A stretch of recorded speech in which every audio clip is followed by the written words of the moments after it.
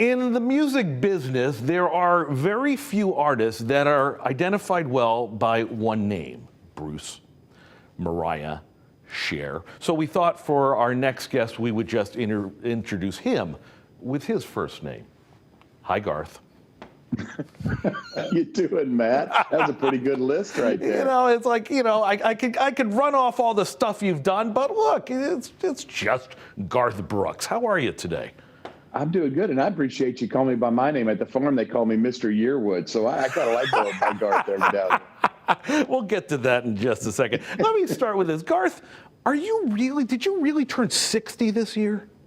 Oh, yeah. Yeah, man, trust me, it's the miles too. So, you know, when people go, how long you been doing this? I say 137 years and loving every second of it. Oh, wow. You look good. You look dang good for Very 60. sweet. Is it harder for, you know, you're known for putting on a hell of a show when you're on tour. We'll get to that part of the reason you're with us this morning in just a second. Is it harder for a guy who's a veteran like you to run around the stage?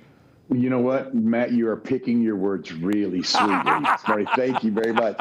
Try, you know, and it's not the years, man, it's the pounds, because I love to eat too. So getting my big ass around that stage, and the stage, try to remember, this isn't a dasher hockey or basketball stage. This is a football field stage. So you're talking 35, 40 yards wide, yeah. 30, 35 yards deep, and full 360 front row. So you've got to work that stage. If you're not, you're going to disappoint a lot of people. That's right. Foxborough is what we're talking about. Second show has been added for May. We'll get to that in a moment. But let's talk about this. I was watching last night with my kids. I was showing them some of your old videos, and we came across the Red Strokes. And my daughter's a big piano player. And that was the video, by the way, that got me hooked on you back in. Oh, no kidding. Oh, yeah, true story, back in the 90s. Is it harder these days to dazzle and reinvent as a stadium performer as opposed to like when you were starting out? I don't know. There's a lot more stuff out there, a lot cooler technology. You know, that was the first cutting edge of, you know, being in two places at once on film. Now they can do it easily. So I think what you do is, you know, you try and compete with any format out there as far as technology. Yeah. But what I love is what's coming out of those speakers. Yeah. Solid country music. So that's kind of what we do. For the folks at home, if you haven't seen the video, go find it on YouTube, because he's in a white tux and a white piano in a white room, and everything gets colored with paint and ruined. And my daughter went, "How many pianos and tuxes did they go through?" Tell her she's very smart. It's a very good question. In the teams of each, yes. Yeah. Let's talk about a more formidable foe that you've had to deal with over the last couple of years, and that's COVID. These shows that you're doing at Gillette Stadium have been pushed back. They're finally happening. How is it as an artist to be in front of, you know, 60, 70, 80,000 people, knowing that there's a pandemic that we're trying to get through?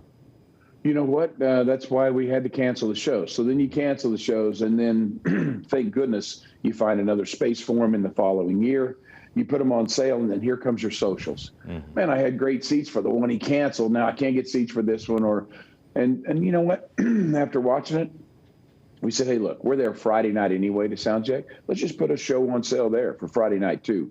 So now just the lower bowl opens up, and people are guaranteed good tickets. So what I love about it is on the socials after this on sale on Thursday, after the socials, there will not be, oh, I couldn't get a good seat. That's all it's going to be. So this way you kind of take care of the people that's been taking care of you all these years. That's a great way to put it. Speaking of over the years, I've seen video of you back in 1986. I looked up the date on a little local TV show, AM Oklahoma, when you were starting out with your band Santa Fe. Now, here's the question. I will do anything it takes to get you to come back to your local TV roots. If it means, listen, I'll get you to play with the Hartford Yard Goats. I'll get you whatever, I'll get you lobster rolls. I will donate money to the Touch 'Em All Foundation. If you come in here and play a little guitar, what do you think? Matt, did you see how early in the morning that was? That's a great thing about being the old guy. You don't have to do early in the morning singing anymore.